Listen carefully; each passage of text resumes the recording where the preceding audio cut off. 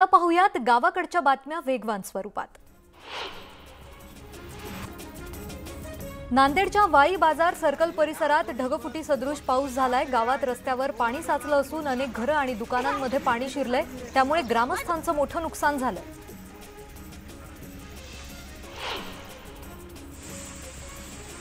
नांदेड जिल्ह्यात 3 दिवसांपासून पावसाची संततधार सुरू आहे। काही ठिकाणी मुसळधार पावसामुळे रस्ते पाण्याखाली गेलेत, त्यामुळे जनजीवन विस्कळीत झालंय।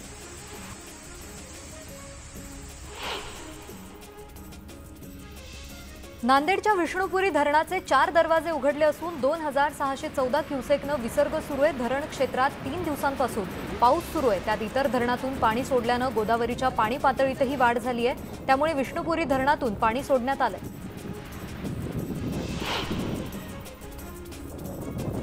नांदेडच्या बिलोली तालुक्यात जोरदार पाऊस झालाय। पावसामुळे महाराष्ट्र तेलंगणा सीमेवरील मांजरा नदीवरील पूल पाण्याखाली गेलाय, त्यामुळे महामार्गावरील वाहतूक पूर्णपणे ठप्प झाली आहे। तेलंगणात जाण्यासाठी प्रशासनाकडून कुंडलवाडी धर्माबाद मार्गे वाहतूक वळवण्यात आली आहे। जळगावच्या रावेर भुसावळ मुक्ताईनगर तालुक्यात मुसळधार पाऊस झालाय। पावसामुळे केळी, कपाशी, मका आणि बाजरी या पिकाचं मोठं नुकसान झालंय। शेतकऱ्यांकडून तात्काळ पंचनामे करून नुकसान भरपाई देण्याची मागणी करण्यात आली आहे।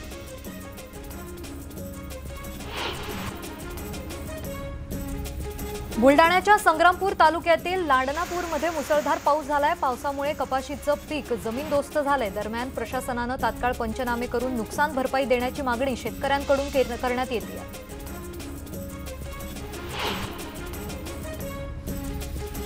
यवतमाळमध्ये मुसळधार पाऊस झालाय। पावसामुळे सोयाबीन, कपाशी, तूर पिकाला फटका बसण्याची शक्यता आहे। पावसाचा जोर कायम राहिल्यास शेतकऱ्यांचं मोठं नुकसान होण्याची शक्यता आहे।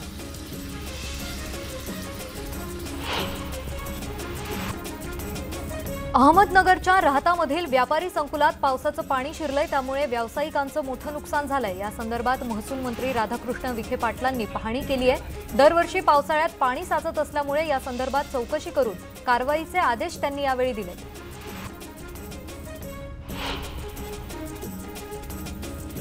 दमदार पावसानं सिंधुदुर्ग जिल्ह्याला झोडपलंय। जिल्ह्यात नद्यांना पूर आलाय। सर्वच नद्यांनी धोक्याची पातळी ओलांडली आहे, तर कुडाळ शहराच्या बाजूने वाहणाऱ्या भंगसाळ नदीला पूर आल्यानं नागरिकांच्या घरातही पाणी घुसलंय।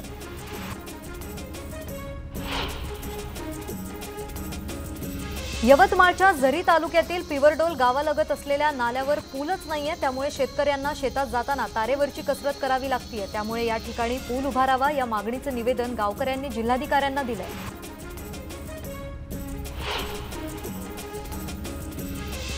परभणी जिल्ह्यातील येलदरी धरण 100% भरलंय। धरणातून 1800 क्युसेक वेगानं पाण्याचा विसर्ग केला जातोय, तर दमदार पावसामुळे जिल्हावासियांच्या पाण्याचा प्रश्न मिटणार आहे।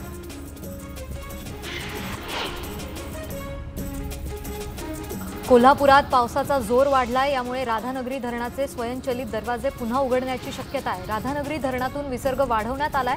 पावसामुळे सर्व लघु मध्यम प्रकल्प भरलेत, त्यामुळे पाण्याची चिंता मिटली आहे। सिंधुदुर्गात पावसानं कहर केलाय। कुडाळ तालुक्यामधील माणगाव खोऱ्याला मुसळधार पावसानं झोडपलंय, यामुळे पूल पाण्याखाली गेल्यानं निळेली ते मोरे गावाकडे जाणारी वाहतूक ठप्प झाली आहे।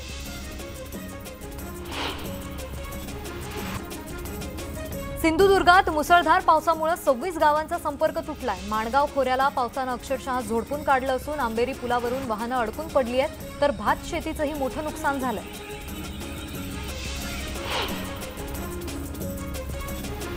अकोल्याच्या तेल्हारा तालुक्यातील दानापूर इथं पावसानं थैमान घातलंय। यामध्ये कपाशी, केळी, पपई, पानपिंपरी या पिकांचं नुकसान झाल्यानं शेतकरी आर्थिक संकटात सापडला।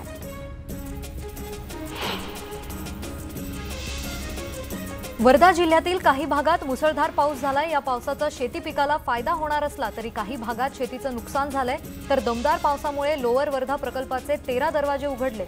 या पार्श्वभूमीवर नदीकाठावरील गावांना सतर्कतेचा इशारा देण्यात आलाय।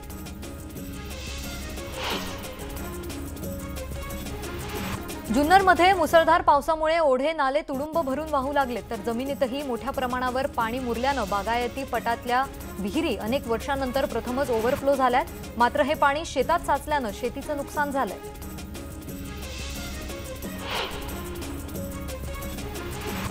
जुन्नरमधील आंबे हातवीज परिसरातला कांचन धबधबा परतीच्या पावसामुळे पुन्हा एकदा ओसंडून वाहू लागलाय। त्यामुळे पर्यटकांची पावले धबधब्याकडे वळू लागली आहेत। गणपती विसर्जनानंतर सलगच्या सुट्ट्या आल्यानं पर्यटकांनी या ठिकाणी गर्दी केल्याचं पाहायला मिळतंय।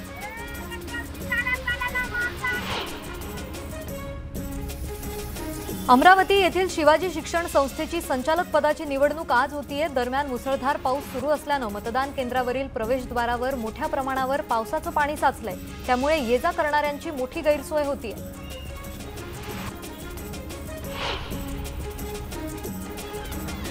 काँग्रेस प्रदेश अध्यक्ष नाना पटोले रत्नागिरीत दाखल झालेत। पटोले हे राजापूर दौऱ्यावर असून त्यांनी रिफायनरी समर्थकांची भेट घेतली। त्याचप्रमाणे त्यांनी गोवळ बारसू सोलगावात जाऊन रिफायनरी विरोधकांचीही भेट घेतली। यावेळी त्यांच्यासमोर मोठ्या प्रमाणात रिफायनरीच्या विरोधात घोषणाबाजी करण्यात आली।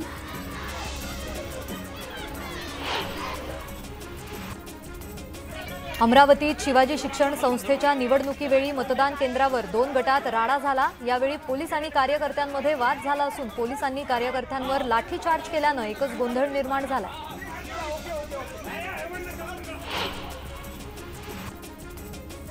औरंगाबादमध्ये भाजप आमदार प्रशांत बंब यांच्या विरोधात शिक्षकांनी मोर्चा काढला। शिक्षक खोटी कागदपत्र सादर करून शासनाची फसवणूक करत असल्याचे मुद्दे अधिवेशनात प्रशांत बंब यांनी मांडले होते। त्याचाच निषेध यावेळी करण्यात आला।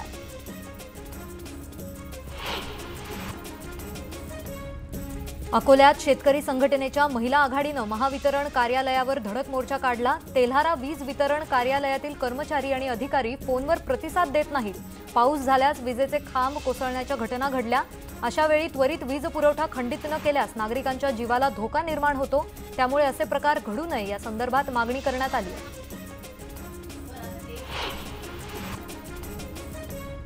12 सप्टेंबरला मुख्यमंत्री एकनाथ शिंदे यांची पैठण इथं सभा होतीये। या सभेच्या अनुषंगाने 42 गावच्या अंगणवाडी सेविकांना येण्याचे शासकीय आदेश देण्यात आलेत असं पत्रक अंबादास दानवेंनी ट्विट केलं। दरम्यान या पत्राबाबत जिल्हा परिषद विभागाकडे संपर्क साधला असता हे पत्र आमच्या कार्यालयानं काढलं नसल्याचं त्यांनी स्पष्ट केलंय।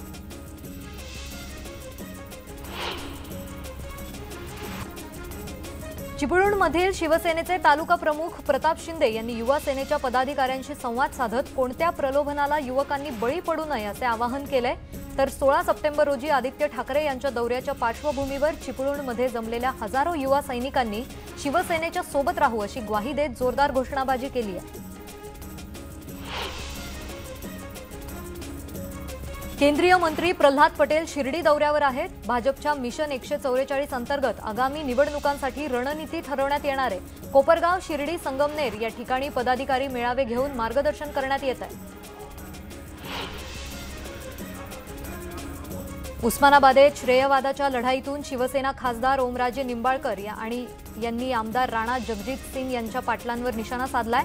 पीक विम्याच्या मुद्द्यावरून भाजप श्रेय लाटण्याचा प्रयत्न करत असल्याचा आरोप निंबाळकर यांनी केला। यावरून नवा वाद रंगण्याची शक्यता आहे। चिपळूणच्या कामथे उपजिल्हा रुग्णालयाची दुरवस्था झाली आहे। रुग्णालय परिसरात घाणीचं साम्राज्य पसरलं असून या संदर्भात मनसे कार्यकर्त्यांनी रुग्णालय प्रशासनाला धारेवर धरले। 8 दिवसात सफाई न झाल्यास मनसे स्टाईल आंदोलनाचा इशारा देण्यात आला।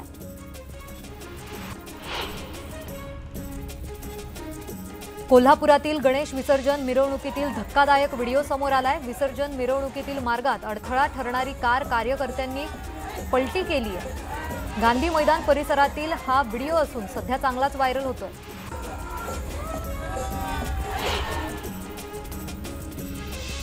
भिवंडीतल्या इंदिरा गांधी उपजिल्हा रुग्णालयात दोघांमध्ये राडा झालाय। किरकोळ वादावरून एकावर चाकू हल्ला झाल्यामुळे खळबळ उडाली आहे। या घटनेनंतर डॉक्टर आणि रुग्णांच्या सुरक्षेचा प्रश्न ऐरणीवर आलाय।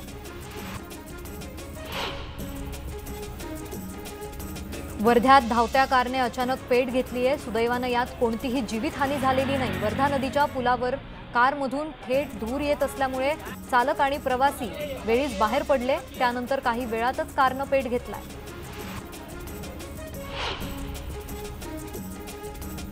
नाशिकच्या देवळामध्ये मोबाईल चोर टोळीचा पर्दाफाश झालाय। गणेश विसर्जन मिरवणुकीत भाविकांचे मोबाईल चोरीच्या अनेक तक्रारी समोर आल्या होत्या। पोलिसांनी तपासाची सूत्र फिरवत 4 जणांना अटक केली आहे। आरोपींजवळ 7 महागडे मोबाईल हस्तगत करण्यात आले।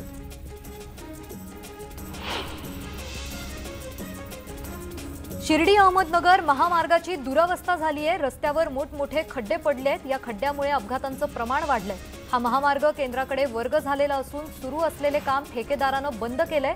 महामार्गाची नव्याने निविदा कधी निघणार असा प्रश्न नागरिकांना पडलाय।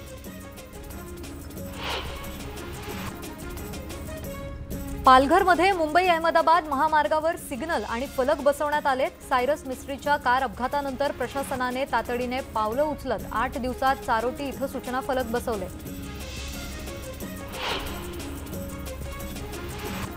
धुळे जिल्ह्यातील शिरपूर शेतकरी सहकारी साखर कारखाना आता भाडेतत्वावर देण्याचा ठराव कारखान्याच्या सर्वसाधारण सभेत एकमतानं घेण्यात आलाय। गेल्या 10 वर्षांपासून हा साखर कारखाना बंद आहे। त्याच अनुषंगाने आवश्यक प्रक्रिया पूर्ण करून लवकरच तालुक्यातील ऊस उत्पादक शेतकऱ्यांना दिलासा देण्याचा प्रयत्न संचालक मंडळाकडून केला जाणार आहे।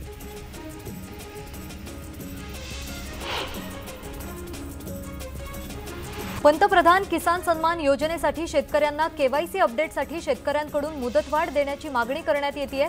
परभणीत तांत्रिक कारणांमुळे अजूनही 90,000 शेतकऱ्यांची केवायसी प्रक्रिया पूर्ण झालेली नाहीये। त्यामुळे शेतकऱ्यांकडून मुदतवाढीची मागणी करण्यात येते।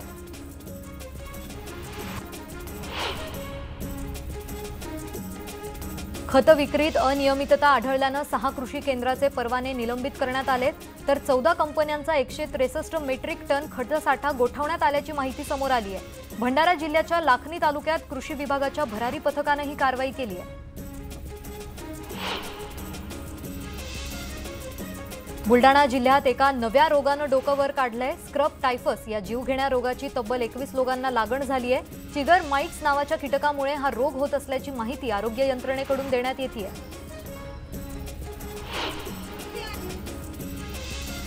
राष्ट्रीय हरित लवादानं महाराष्ट्र सरकारला 12,000 कोटींचा दंड ठोठावलाय। घन आणि द्रवरूप कचऱ्याचं व्यवस्थापन योग्य प्रकारे न केल्यानं पर्यावरणाची हानी झाल्यानं हा दंड ठोठावण्यात आलाय।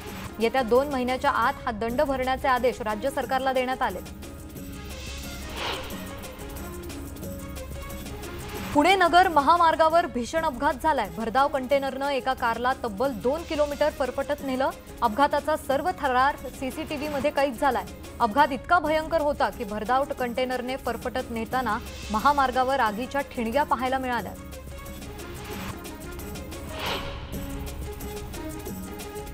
अमरावती जिल्ह्यात जुना धामणगाव दाभाडा मार्गावर एका कारने पेट घेतलाय। या आगीत संपूर्ण कार जळून खाक झाली आहे। दरम्यान अग्निशमन दलाच्या मदतीनं आगीवर नियंत्रण मिळवण्यात आलंय।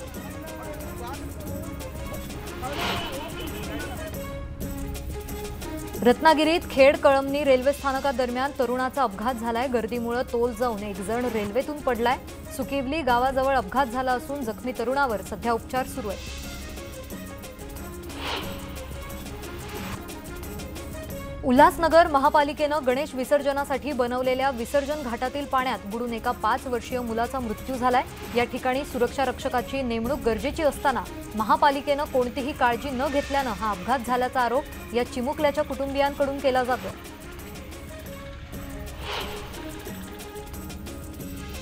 गणपती विसर्जन मिरवणुकीदरम्यान डीजे वाजवण्यावरून झालेल्या वादात डीजे मालक कल्पेश बावनकुळे यांची हत्या करण्यात आली आहे। ही धक्कादायक घटना नागपूरलगतच्या कन्हान पोलीस स्टेशनच्या हद्दीत घडली आहे। या संदर्भात पोलिसांनी हत्येचा गुन्हा दाखल केला असून फरार आरोपींचा शोध घेतला जातोय।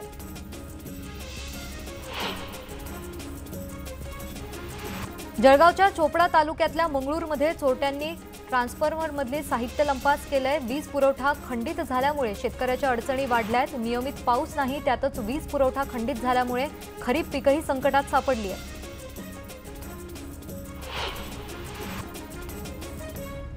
क्लिनिकचा दरवाजा उघडला नाही म्हणून आयुर्वेदिक डॉक्टरला मारहाण केल्याची घटना घडली आहे। बारामती तालुक्यातील सांगवी इथं डॉक्टरला मारहाण करण्यात आली आहे। या प्रकरणी चौघांविरोधात गुन्हा दाखल करण्यात आला।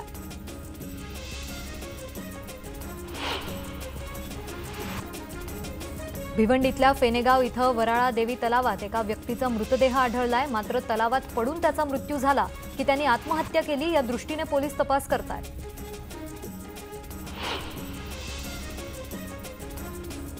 भिवंडी तालुक्यातील महामार्गावर गोळीबार करत तांब्यानं भरलेला ट्रक पळवणाऱ्या आंतरराज्यातील टोळीला तालुका पोलिसांनी अटक केली आहे। या टोळीतील 11 आरोपींना पोलिसांनी अटक केली आहे।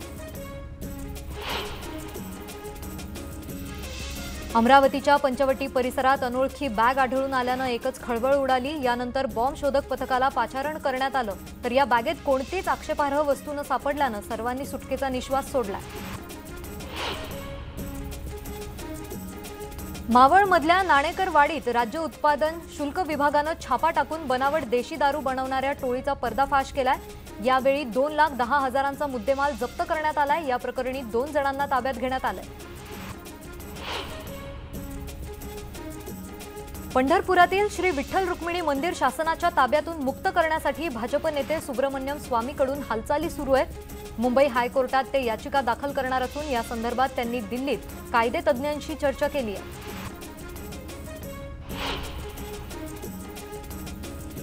मनमाड शहरातील एसटी बस स्थानक परिसर हा मोकाट जनावरांचा अड्डा बनलाय। अनेक वेळा या जनावरांमध्ये झुंज होत असून ते प्रवाशांच्या अंगावरही धावून जातात, त्यामुळे प्रवाशांमध्ये भीतीचं वातावरण निर्माण झालंय।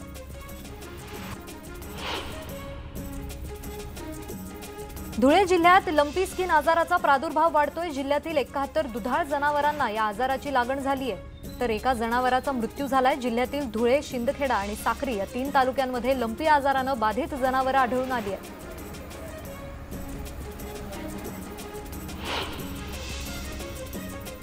अजूनही बातम्या पाहणार आहोत, पण तुर्तास घेऊयात एक छोटीशी विश्रांती। तुम्ही पाहत रहा न्यूज 18 लोकमत।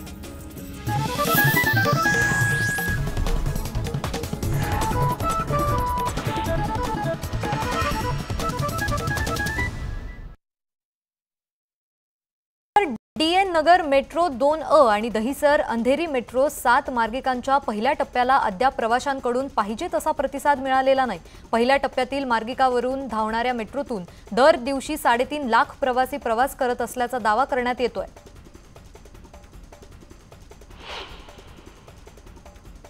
वाहन चालवताना चालक आणि त्याच्या बाजूला बसणाऱ्या प्रवाशाने सीट बेल्टचा वापर करणं बंधनकारक आहे। मात्र राज्यभरातील बहुसंख्य वाहन चालक आणि सहप्रवासी या नियमाला हरताळ फासत आहेत। महाराष्ट्रात 2020 पासून सीट बेल्टचा वापर न करणाऱ्यांविरुद्ध तब्बल 25 लाख प्रकरणांची नोंद करण्यात आली आहे।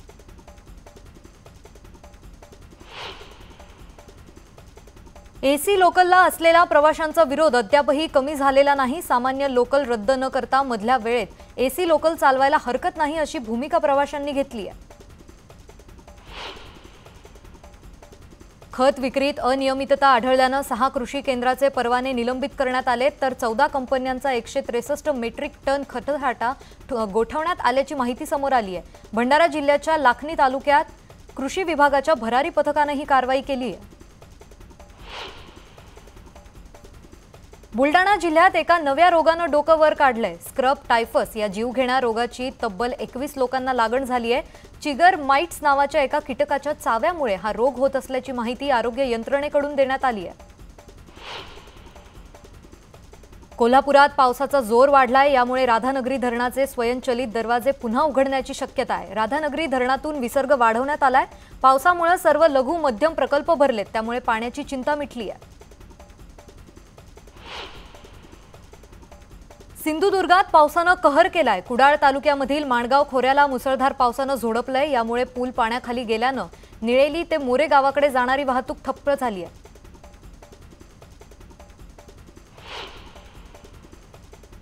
सिंधुदुर्गात मुसळधार पावसामुळे 26 गावांचा संपर्क तुटलाय। माणगाव खोऱ्याला पावसानं अक्षरशः झोडपून काढलं असून आंबेरी पुलावर वाहनं अडकून पडली आहेत, तर भात शेतीचंही मोठं नुकसान झालंय।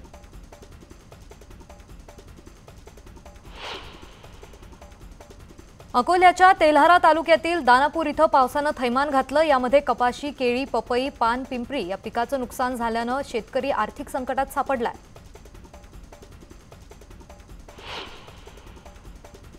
वर्धा जिल्ह्यातील काही भागात मुसळधार पाऊस झालाय। या पावसाचा शेती पिकाला फायदा होणार असला तरी काही भागात शेतीचं नुकसान झालंय, तर दमदार पावसामुळे लोअर वर्धा प्रकल्पाचे 13 दरवाजे उघडलेत। या पार्श्वभूमीवर नदीकाठावरील गावांना सतर्कतेचा इशारा देण्यात आलाय। जुन्नरमध्ये मुसळधार पावसामुळे ओढे नाले तुडुंब भरून वाहू लागले।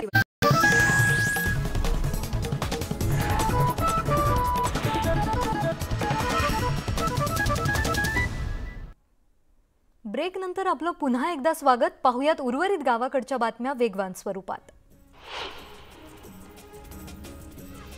अहमदनगर जिल्ह्यातील हरेगाव येथे मतमाऊलीचा 74वा यात्रा महोत्सव मोठ्या भक्तिमय वातावरणात संपन्न झाला। दरवर्षी लाखो भाविक या यात्रेसाठी हजेरी लावतात। 2 वर्ष कोरोना संकटामुळे यात्रा साजरी होऊ शकली नाही। यावर्षी मात्र निर्बंध नसल्याने राज्यभरातून आलेल्या भाविकांनी दर्शनासाठी अलोट गर्दी केली होती।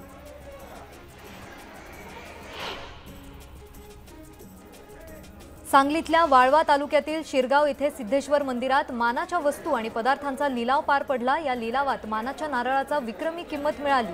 अरविंद पवार यांनी 1,25,151 रुपयांना हा नारळ खरेदी केला, तर कोथिंबीरच्या एका पेंडीला 8,501 रुपये इतका दर मिळाला।